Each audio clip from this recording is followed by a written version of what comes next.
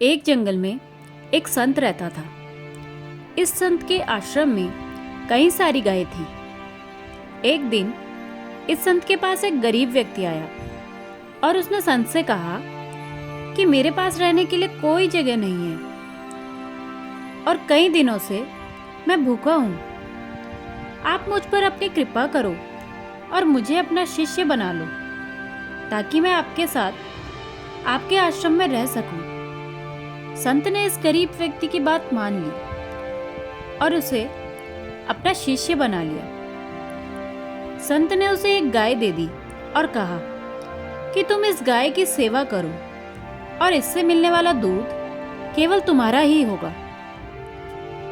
इसके अलावा रोज तुम 2 बार भगवान के नाम का जाप भी किया करो। संत की बात को मानते हुए शिष्य ने गाय की सेवा करनी शुरू कर दी और रोज भगवान का नाम लिया करता था। गाय से मिलने वाला दूध शिष्य खुद ही पी जाता था। आश्रम में रहकर शिष्य काफी खुश था और एक दिन उसने संत का धन्यवाद करते हुए उनसे कहा कि आपकी वजह से ही मेरा जीवन सुखी हो पाया है।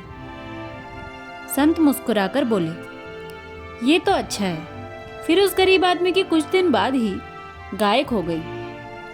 गायक होने के कारण शिष्य को दूध नहीं मिल रहा था, जिसकी वजह से उसने पूजा करना भी छोड़ दिया और दुखी रहने लग गया। शिष्य ने संत से मुलाकात की और संत को बताया कि उसकी गाय खो गई है, जिसकी वजह से उसका मन मंत्र जाप में भी नहीं लग रहा और वह कई दिनों से दुखी है। यह बात सुनकर संत ने कहा, यह भी अच्छा है। और कुछ समय बाद शिष्य को गाय वापस मिल गई और वह फिर से खुश रहने लग गया। शिष्य ने यह बात संत को बताई। संत ने गाय मिलने की बात सुनकर कहा, यह तो अच्छा है।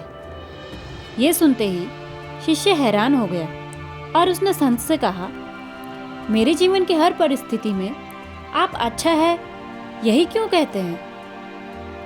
संत ने जवाब देते हुए कहा, सुखी और सफल जीवन पाने के लिए सुख हो या दुख हो, हर समय प्रसन्न रहना चाहिए। जीवन में आई बुरी स्थिति में अपने आप को दुखी नहीं रखना चाहिए।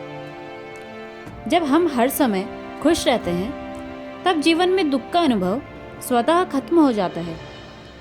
संत की ये बात सुनकर शिष्य को समझ में आ गया कि जीवन में चाहे कैसी भी परिस्थिति क्यों ना हो, हमें सदैव प्रसन्न ही रहना चाहिए।